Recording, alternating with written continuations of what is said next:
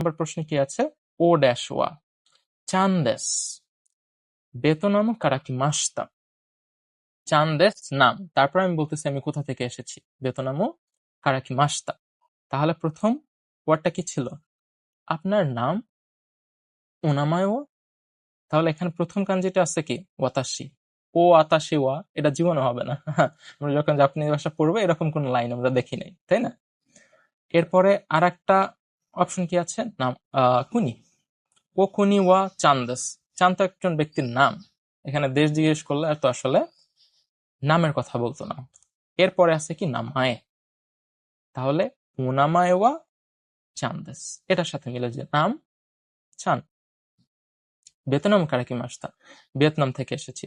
আবার অনেকের এখান থেকে কনফিউশন আসতে পারে যে তাহলে কুনি তো আছে এই জায়গায়, সে তো বলছে যে ভিয়েতনাম থেকে আসছে, তাহলে কেন কুনি হবে না?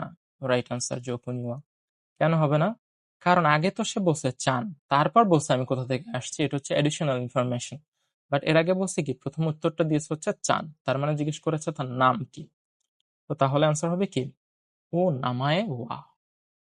ওকে, 3 নাম্বার নামায় হবে হচ্ছে এটার ক্ষেত্রে সঠিক অ্যান্সার।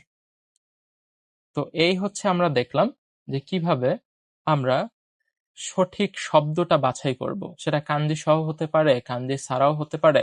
এখানে আমরা কাঞ্জি সহগুলো দেখলাম, যে সঠিক শব্দটা আসলে আমরা কিভাবে বাছাই করব সেটা আমরা দেখলাম। আচ্ছা, এরপরে কাঞ্জি থেকে আরেক ধরনের প্রশ্ন আসবে হচ্ছে